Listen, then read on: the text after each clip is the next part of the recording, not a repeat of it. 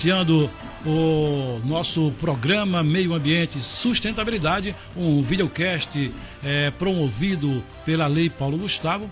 Baixa só a trilha um pouquinho para a gente dar continuidade aqui, porque a Lei Paulo Gustavo, né, que nós fomos contemplados, o repórter franciscosales.com.br, e nós estamos agora com Emerson Leandro, foi um dos nossos convidados para a gente falar um pouco aqui do meio ambiente, né? Inclusive, temos uma pauta importante que desde 2003 tivemos um impacto aqui ambiental com relação à quebra de pedra nos sítios arqueológicos, que hoje é através do MONA, né? O MONA é quem controla aquela área, o ICMBio, onde o Messon Emerson Leandro, o Messon, como é popularmente conhecido, esteve à frente, né, do ICMBio aqui na nossa cidade e continuou com essa preservação dos sítios arqueológicos, uma vez que tem ali pinturas rupestres, né? Isso, Messon, seja bem-vindo, muito obrigado, esteja bem-vindo aqui no videocast do franciscosales.com.br.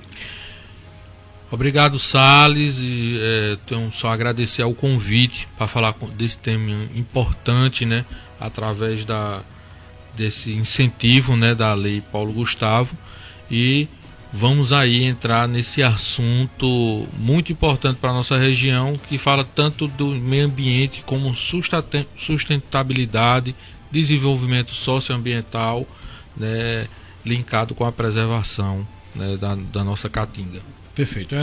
A gente lembra do grande impacto que aconteceu na época em 2003, né? 2003, quase 2004, e foi com relação à quebra de pedra lá no Rio do Sal, Lagoa da Pedra e Malhada Grande, né?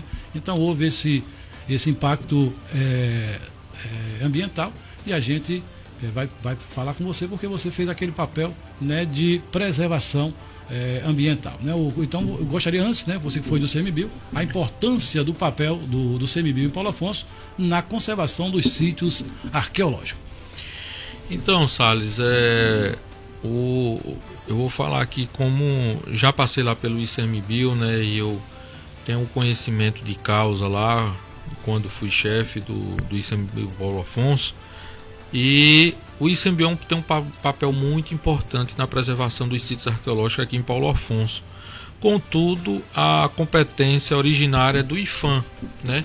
Mas aqui na região a gente sabe que o IPHAN, devido a questões de pessoal, né, não consegue, né, ter essa fiscalização, essa proteção dos sítios arqueológicos, e se aproveitou o espaço, a área do Monumento Natural do Rio São Francisco, que é uma unidade de conservação federal, para também aumentar a sua área de abrangência e pegar alguns sítios arqueológicos na região ali mesmo do Rio do Sal, Lagoa da Pedra, Malhada Grande, e também em outros municípios, né, como Olho d'Água do Casado, Delmiro, Canidé, Piranhas. Também a unidade de conservação também consegue abarcar alguns sítios arqueológicos nessa região.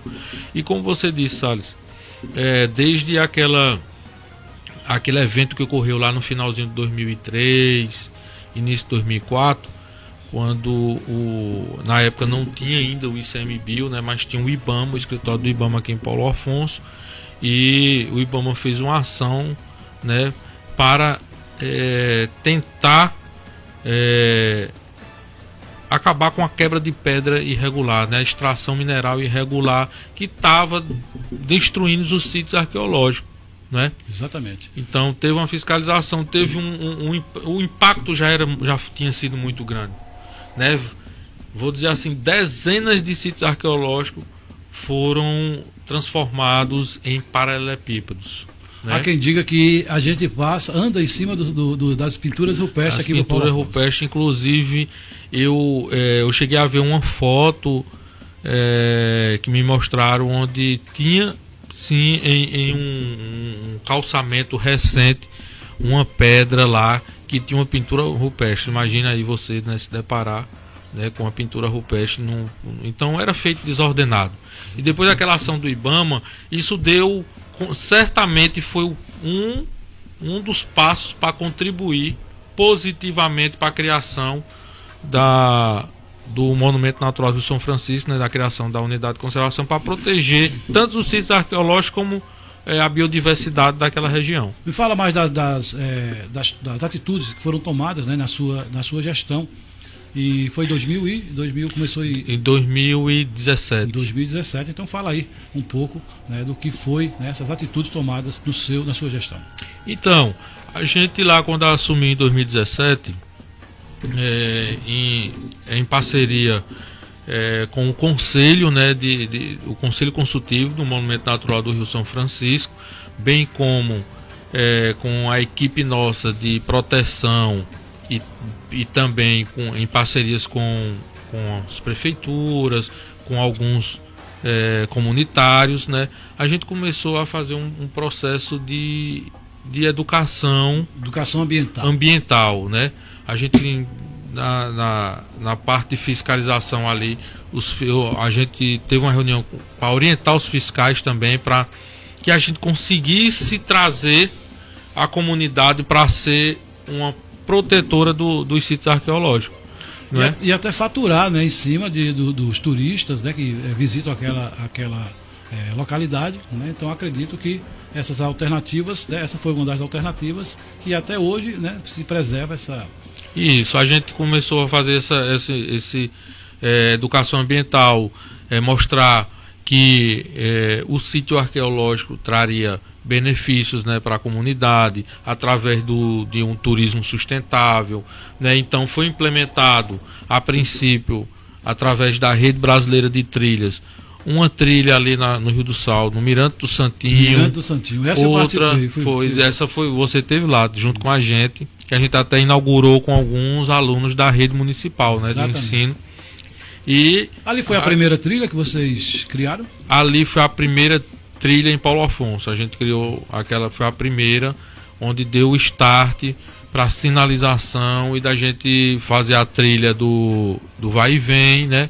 Depois veio outras trilhas aí, como a da Serra do Umbuzeiro, mas a gente mostrou à comunidade que através de uma ação simples, de uma trilha que não tem um custo elevado, né, ainda mais com o apoio do poder público, eles poderiam ter uma renda e não ficar só naquela quebra de pedra, porque era como a gente conversava com eles, né? É uma atividade perigosa, né, que mexe com dinamite, né? Às vezes tem muitos mutilados, né, que perdem alguma falange do dedo. Então é uma atividade muito insalubre, perigosa. Foi registrado lá no momento, naquela época, amputação de braço, até de dedos, né, como você colocou aí. Isso. E o olho, né, fagulha de olho, aquelas fagulhas furando o olho, vazando. Porque eles estão ali sem EPI nenhum. Exatamente. Nenhum equipamento de proteção individual. Sem falar que ali existia uma exploração do trabalhador, né? Econômico, uma exploração econômica. Exatamente. Em cima deles, porque os atravessadores compravam barato e vendia caro. Eu lembro, eu lembro na época, Messon, o metro, né, mil pedras, 1000 paralelepípedos daquele, custava R$60, eu lembro até do valor. Enquanto isso, eles vendiam 1 metro quadrado, né? O atravessador vendia 1 metro quadrado por R$1.000, né? Enquanto ele comprava por R$60 1000 pedras, ele vendia 1 metro quadrado por R$1.000. Enquanto os trabalhadores, inclusive era a família, crianças, a esposa, né? Enfim, estavam lá todos arrancando pedra, quebrando pedra, né? Inclusive com problemas, né, de cunho de saúde, né? Na realização da saúde. E para você ver, Salles, a gente, por exemplo, a gente deu essa alternativa, mas mesmo assim, infelizmente, alguns permaneceram na ilegalidade, né? Aí veio a pandemia, né? A gente encontrou, por exemplo, na pandemia o ICMBio não parou, né? A fiscalização ambiental foi tida como um dos serviços essenciais que não podia parar. Você fala hoje como é que está a situação lá? Você fala dessa situação? Isso, mas só que durante a pandemia, muitos trabalhadores que estavam fora trabalhando, ou então estavam até aqui mesmo em Paulo Afonso trabalhando em algum local e o local fechou, eles voltaram a quebrar pedra né? Naquela época, eu não sei se você lembra que teve o IFAM aqui também, na pandemia teve o IFAM, teve uma apreensão grande, foram 50 caçambas de paralelepípedo apreendido, né, que foram doados tanto para a prefeitura de Paulo Afonso como para a prefeitura de Glória e Santa Brígida. E todas as prefeituras assinaram no termo de doação que for para benefício da população. E um desses, a maioria, né, foram 50 caçambas, 40 caçambas foram só para Paulo Afonso, 5 para Glória, 5 para Santa Brígida. Essas 40 de Paulo Afonso eu tive lá com o então prefeito, e a gente, no termo de doação, deixou claro que as pedras apreendidas naquela operação, as 40 caçambas, deveriam ser destinadas ao povoado Rio do Sal e Lagoa da Pedra. E se você for lá hoje, você vai ver que o Rio do Sal e a Lagoa da Pedra hoje estão calçadas. Mas foi porque a gente solicitou, né, e colocou lá como uma obrigação da prefeitura. Ia receber a pedra doada, mas também tinha que cumprir esse acordo, né? Perfeito. Então, Messon, isso quer dizer que ali pode ser um potencial turístico, não é isso? Muito visitação, trilhas. Muito grande. A gente tem ali, você pode fazer um circuito ali de trilhas para contemplar a biodiversidade, os animais, a flora, toda essa parte da biodiversidade, como também você pode visitar um sítio arqueológico, não é? Ver ao invés de quebrar, tirar foto, né? Isso, tirar foto, e vai, por exemplo, o valor que eles ganhariam, né, quebrando ali a pintura lá, fica ali perpétuo, né, para toda a sua família ali. E tem ali sítios arqueológicos muito belos, né, e que dá sim para explorar turisticamente. Quiosques vendendo água de coco, refrigerante, alimentação, né, água. Eu acho que você acha que é interessante criar ali Isso, até porque vai gerar emprego, né?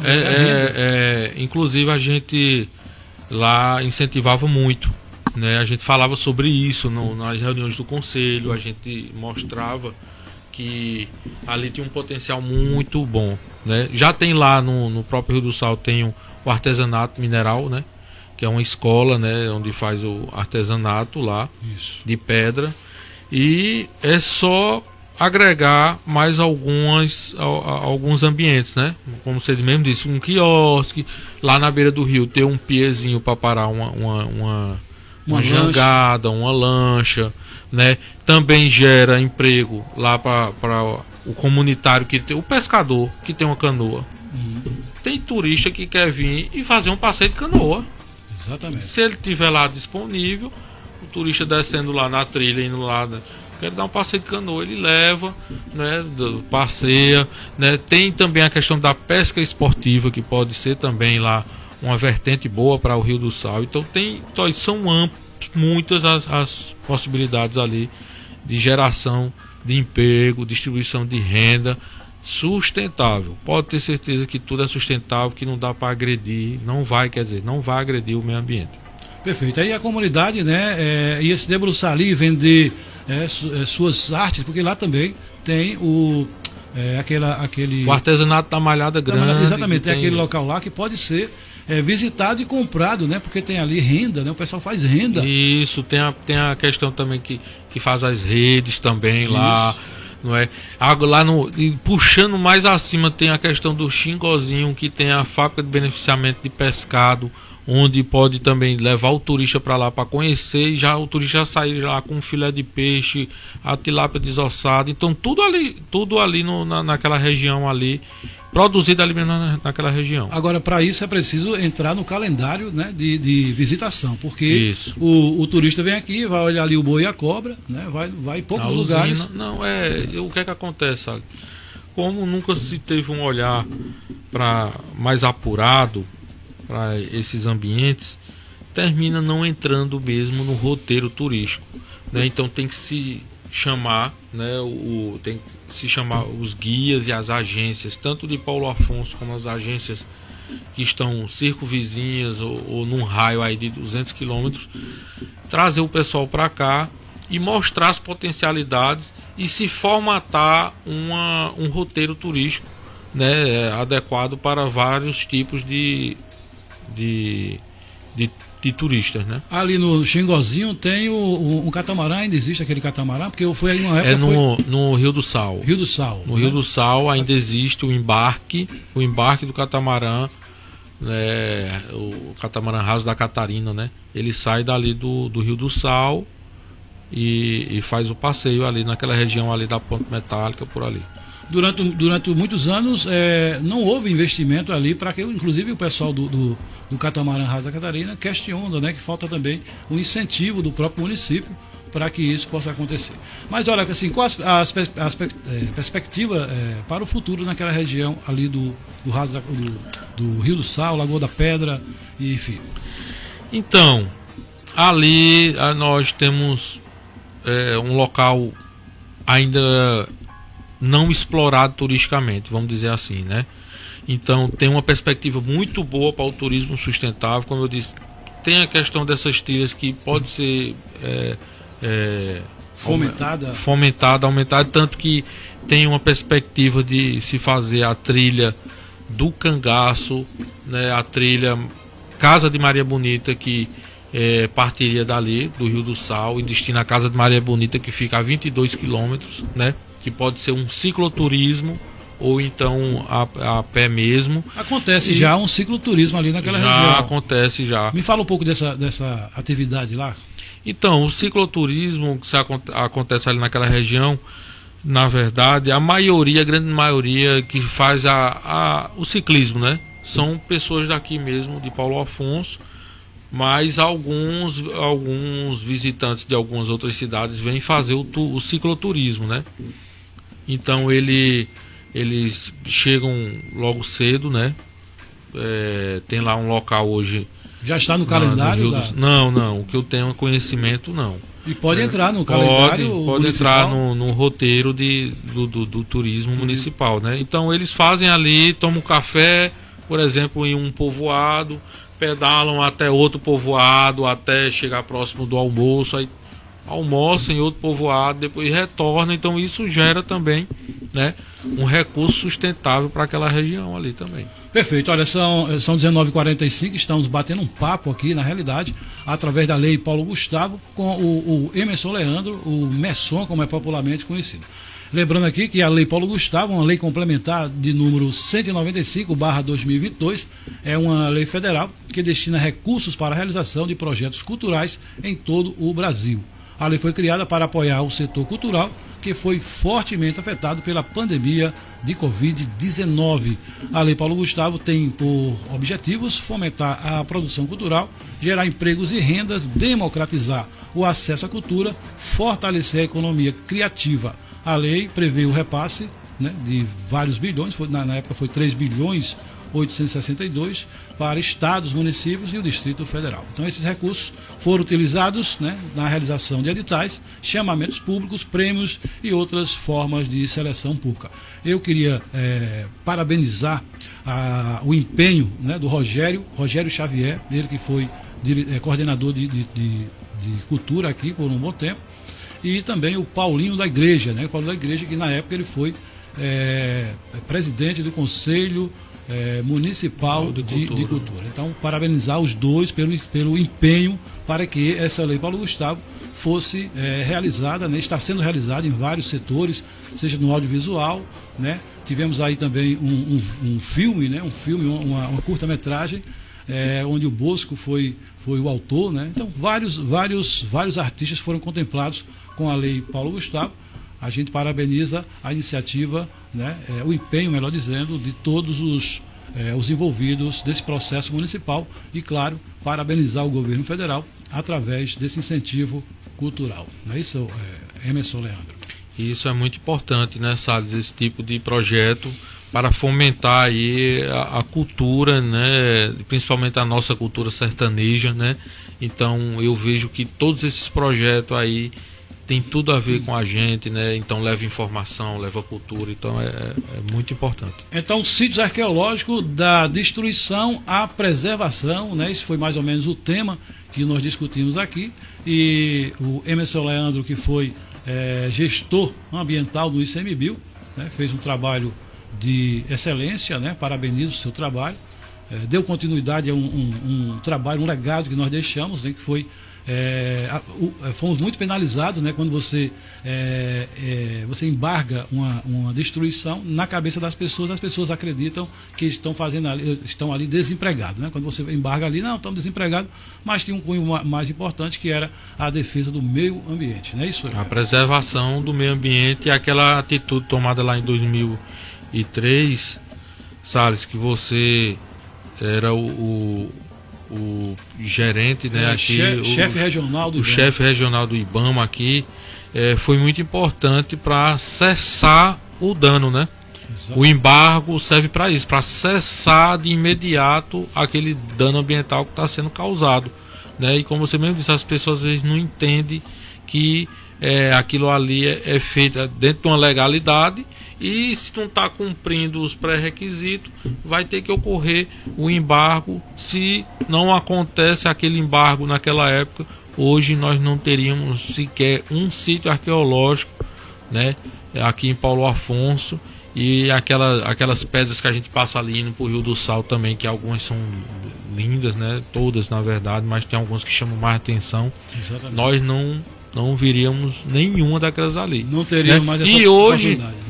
E hoje, lá na região da Malhada Grande, tem uma pedreira legalizada com licença ambiental, que todos esses quebradores que estavam espalhados ilegais, sofrendo punições porque estavam ilegais e por não terem um local para fazer suas atividades, hoje ele já tem, que foi até uma luta nossa lá de quando eu era chefe do ICMBio, onde a gente orientou eles qual era o local que poderia, né, ter uma licença ambiental, junto com o Conselho Municipal de Meio Ambiente, demos o apoio, eles tiraram a licença ambiental no local que poderia ser. Exatamente. Não é que é proibido quebrar pedra, é proibido destruir sítios arqueológicos. Isso, então teve toda uma vistoria, né, tanto do ICMBio como do IFAM, viu que dava. Tinha um sítiozinho ainda dentro da área, tinha um sítio, foi isolado, esse sítio arqueológico, com uma cerca e tudo, está isolado até hoje, e as outras pedras lá eles podem quebrar. E a última conversa que eu tive com eles lá, a quantidade de pedra lá são 10 anos ainda.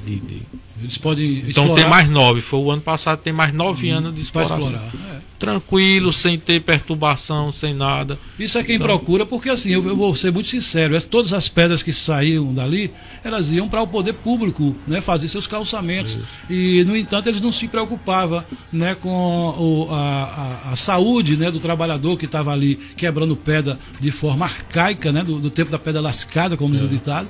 E não incentivaram fazer um trabalho como você fez, que foi essa a legalização de um local, né? Procurar um local que podia ser legalizado, que não tinha nenhum empecilho ambiental, e pronto. Então, Messon, você acredita que ali pode ser um grande potencial turístico na região? Sim, ali tem muito potencial turístico, muito. A beleza do cânion, do cânion do Rio São Francisco, a nossa própria vegetação da Caatinga, os animais, né, a biodiversidade toda é muito especial naquela região ali, e dá sim para incentivar outros tipos de infraestrutura que venham contribuir para o turismo naquela região. É importante que se veja, né, com um olhar especial também de sustentabilidade. Perfeito. Messon, queria agradecer aqui em nome da Lei Paulo Gustavo, em nome da nossa equipe aqui da Rádio Web Caiçara, que também é um patrocinador, é um patrocinador, incentivador, né, desse nosso podcast, na realidade nosso videocast, que está sendo realizado agora aqui nos estúdios da Rádio Web Caiçara. Quero dizer para todos os nossos ouvintes, né, e as pessoas que estão nos vendo também, que esse estúdio aqui foi graças à Lei Paulo Gustavo. Eu tenho que agradecer imensamente tanto o governo federal, que veio trazendo essa oportunidade, como também as pessoas que aqui lutaram para que esse projeto, essa lei fosse colocada em prática. Messon, muito obrigado, queria agradecer, gostaria que você acrescentasse para alguma coisa, fique à vontade aí. Então, Salles, quero agradecer, né, o convite para vir falar sobre meio ambiente e sustentabilidade, né, dentro desse projeto aí da Lei Paulo Gustavo. Agradecer também à Rádio Web Caiçara pelo espaço cedido aqui para a gente fazer esse bate-papo, interagir sobre esse assunto importante e dizer que a região de Paulo Afonso tem vários sítios arqueológicos que foram destruídos, mas tem outras dezenas que foram preservados pela atitude tomada lá. Agradeço a você, né? A sociedade tem que agradecer a você pela atitude que você tomou lá quando você foi chefe do IBAMA, né, em 2003, 2004, e isso veio trazer consequências. Depois foi criado a unidade de conservação, o Monumento Natural do Rio São Francisco, e que deixou o legado que eu também tive uma parcela aí muito importante de continuar essa preservação que vamos deixar aí para as futuras gerações. Perfeito, olha, são 19 horas e 53 minutos, conversamos assim com o Emerson Leandro, o Messon, popularmente conhecido, e amanhã nós teremos o Dr. Antônio Almeida Júnior, ele que é médico veterinário. Vamos falar também aqui das potencialidades do meio ambiente, da sustentabilidade ambiental aqui no nosso município. Então, fiquem todos com Deus, muito obrigado, agradeço a todos que estão aí conectados com a gente, e a gente volta amanhã, né? Amanhã talvez seja às 14 horas, a gente está conversando aqui o horário, a gente vai divulgar com o Dr. Antônio Almeida Júnior, que está chegando de viagem logo mais. Então, é só mais uma vez, muito obrigado, fiquem todos com Deus, fui!